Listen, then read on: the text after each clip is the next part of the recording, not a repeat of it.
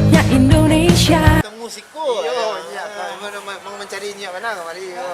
Cerita ini kok. Agak apa tanya nyak kan sebagainya tokoh masyarakat. Waduh nak kau tanya-tanya tentang pesta demokrasi yang terjadi di Indonesia kini kan. Enca. Asiko doa nya mau tata lama. Jadinya. Enggak. Sudah. Dua.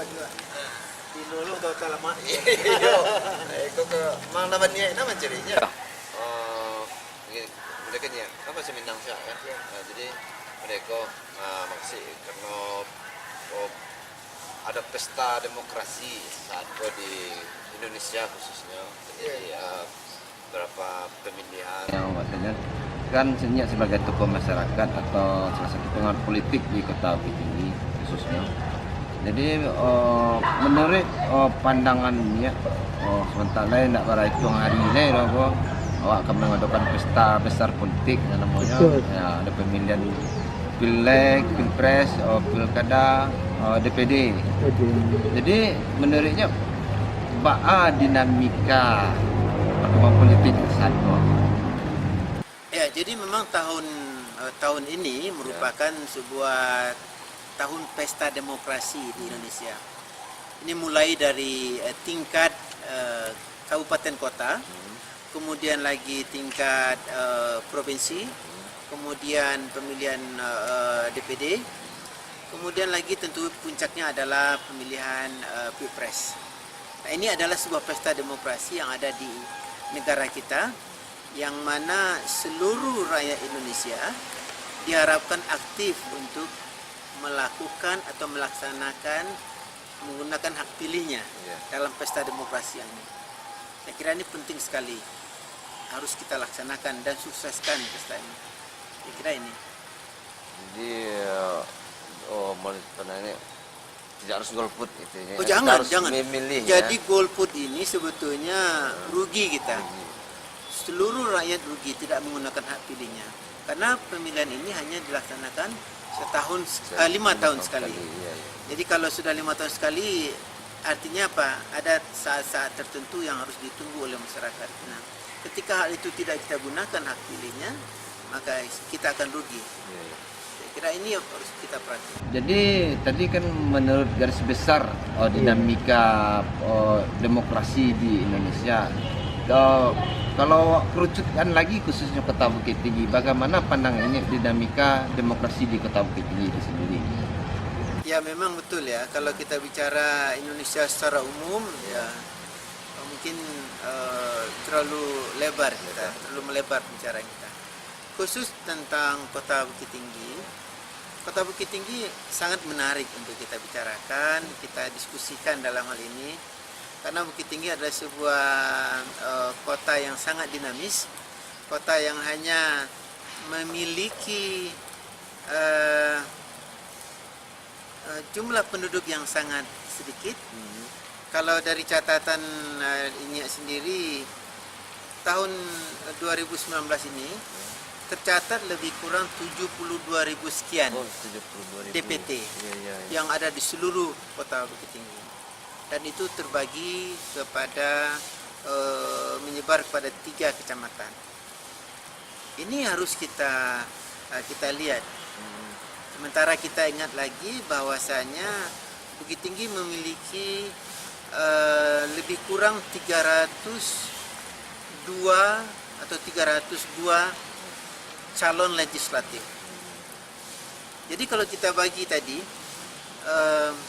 katakanlah 72.000 sekian, kita genapkan saja 72.000. Kalau kita bagi rata saja 3 kecamatan, maka masing-masing secara global itu dapat satu kecamatan itu hanya 24.000 sekian. Kita genapkan saja 24.000. Kemudian jumlah calon legislatif kita adalah 302 orang.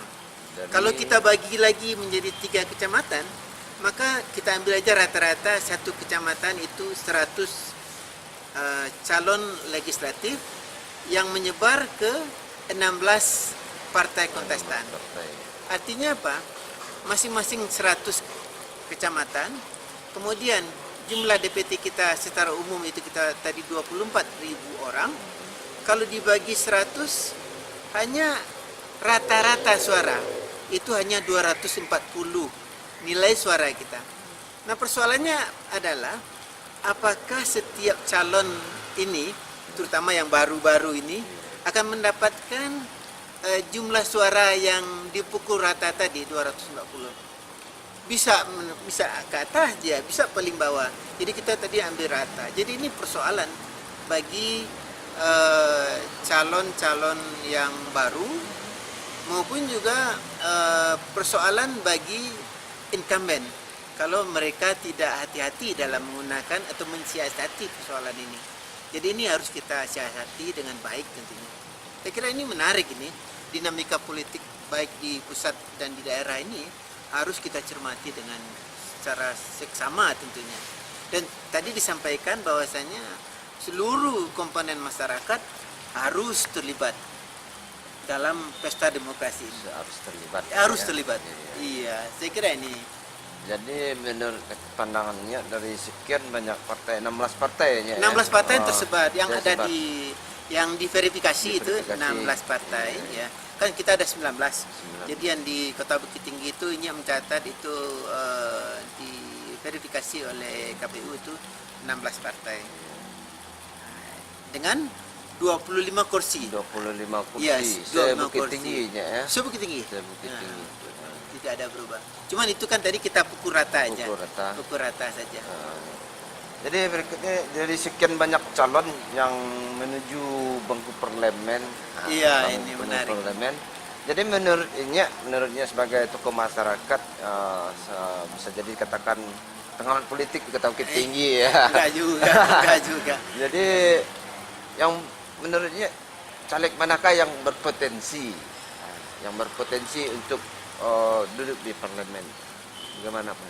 Ini menarik nih pertanyaannya. Iya. Pertanyaannya menarik Iya, ini. iya. Semua calon legislatif itu memiliki hak potensi yang sama tentunya. Sebab mereka sudah dipilih, sudah disaring oleh partai mereka masing-masing. Persoalannya tidak hanya sampai di situ. Seorang calon legislatif ini mereka akan dapat dipilih, akan dapat mendulang suara tentunya dengan prestasi yang sudah mereka lakukan. Nah, ini persoalan bagi para caleg baru, caleg-caleg yang muncul. Kalau ini lihat tadi menyampaikan di Kota Bukit Tinggi ada sekitar 302 orang, itu ini tidak semuanya jujur tidak mengenal seluruhnya. Beberapa di antaranya katakanlah 20% itu mengenal. Nah, persoalannya adalah bagi caleg baru ini persoalan. Nah, bagi caleg yang incumbent ini mungkin mereka juga harus berjuang juga apa yang telah mereka lakukan. Ini persoalan bagi mereka juga. Jadi semua mendapat kesempatan dan tantangan tersendiri tentunya. Ya. Jadi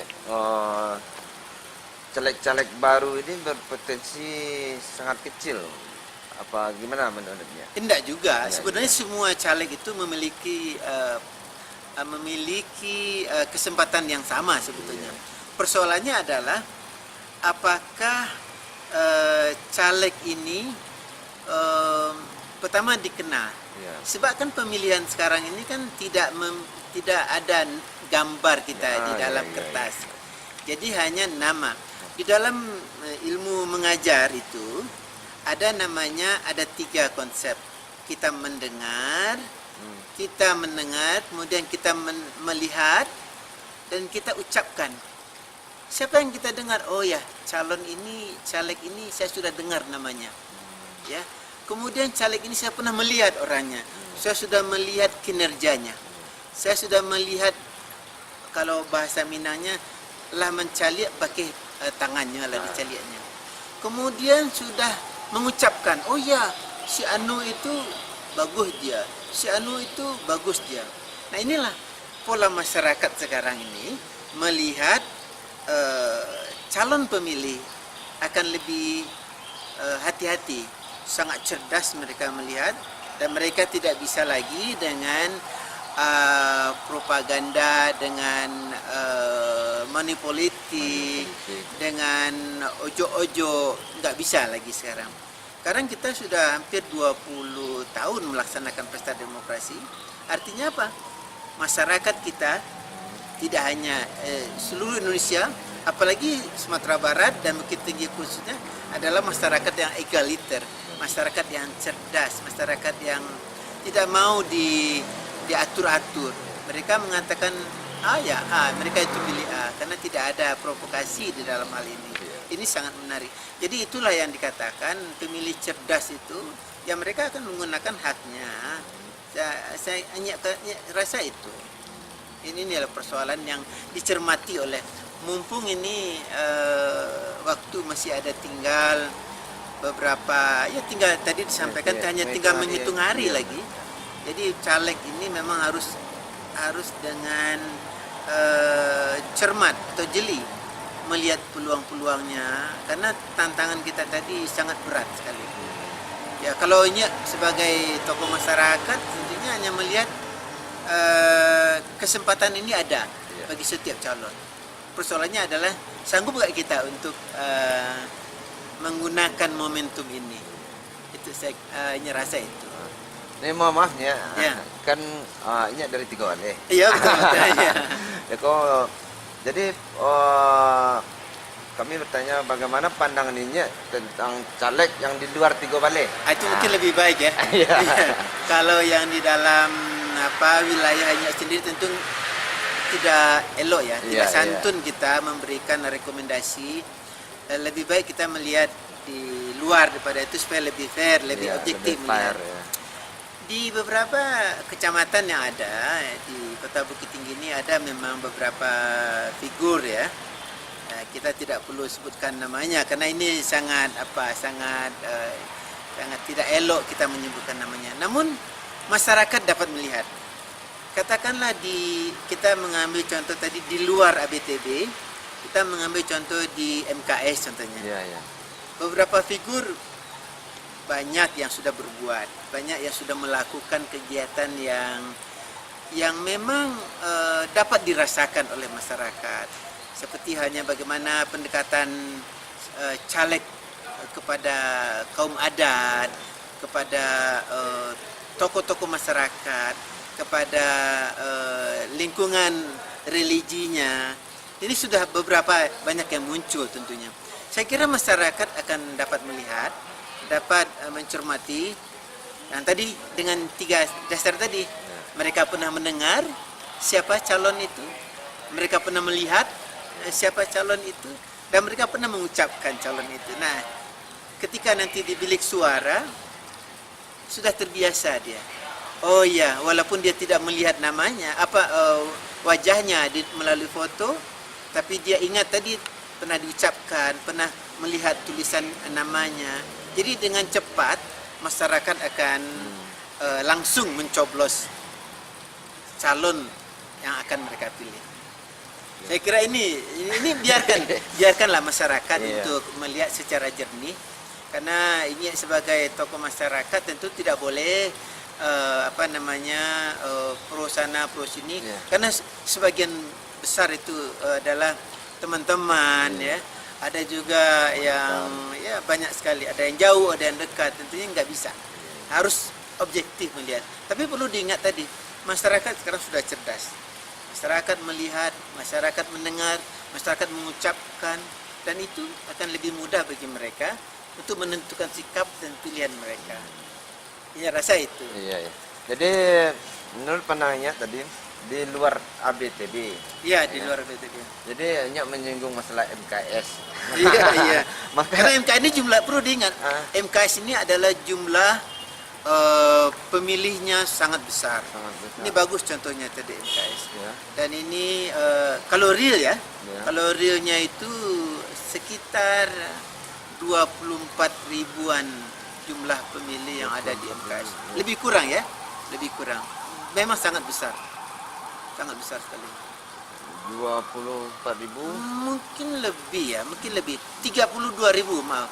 32 ribu, kemudian 24 ribu, kemudian 15 ribu. Ya kan, pas 72. Ya kan?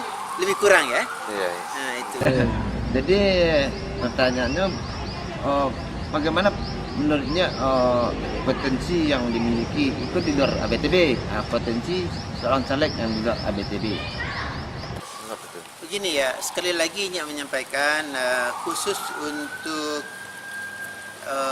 pemilihan ini tentunya ini harus objektif melihat, harus mencermati persoalan-persoalan ini.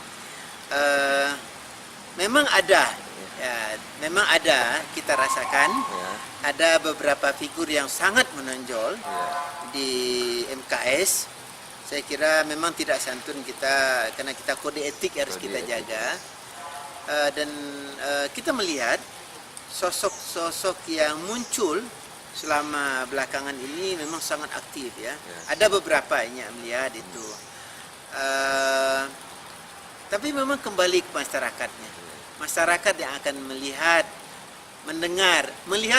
apa yang sudah dilakukannya, mendengar apa yang kembali ke calon sendiri, mendengar oh ya si Anu itu yang disebutkan tadi, si Anu itu bagus, si Anu itu bagus dia dan kerjanya bagus, dan memang masyarakat juga melihat pakuk tangannya lah dirasakan gitu ya. Jadi memang inilah yang dikatakan masyarakat yang cerdas itu mereka akan menentukan sikap yang sangat baik. Kira itu. Iya. Ibarat kata pepatah orang sisa kan. Iya. Dilihat tahu rupa, dicoba baru tahu rasa. Karena lantas coba katanya. Coba lah dulu. Dan ya rasa kan beberapa masyarakat terutama tadi di MKS sangat tahu dan sudah merasakan siapa orangnya, dan itu biarlah masyarakat yang menilai, masyarakat yang memutuskan siapa yang akan mereka pilih. Tapi yakinlah, orang yang pernah berbuat, orang yang pernah menanam, dia akan menuai hasilnya. Ini nol besar. Orang yang tidak pernah menanam, dia akan menuai hasil. Itu tidak bisa.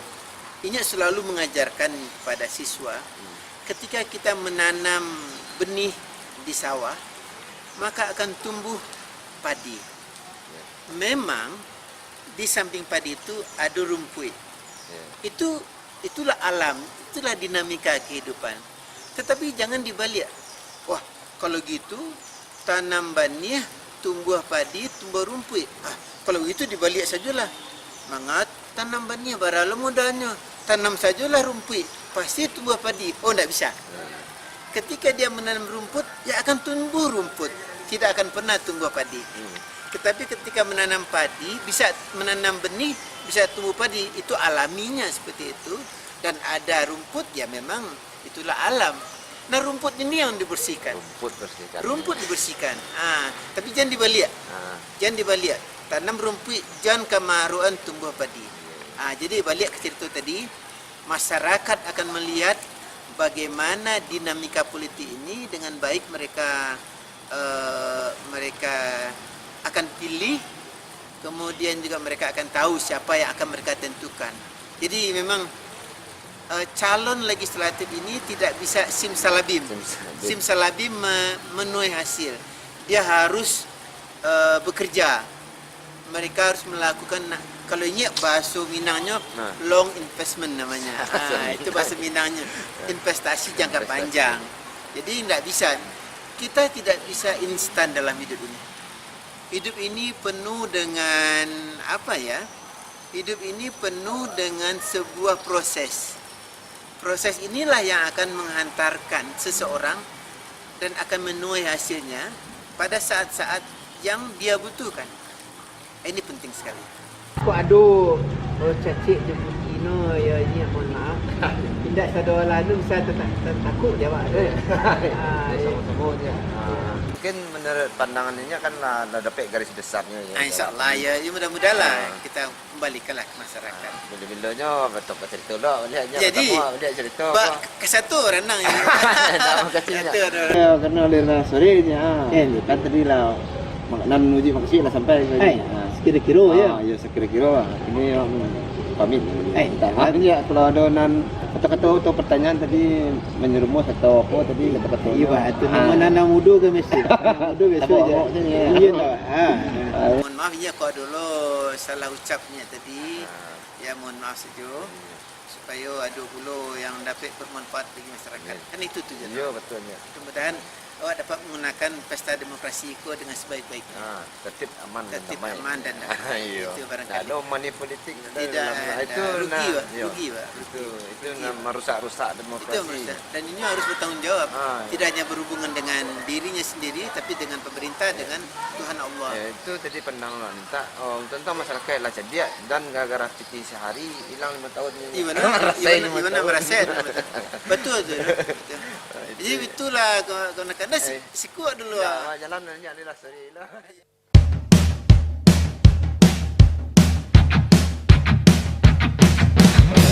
Tiba saatnya Indonesia untuk memilih.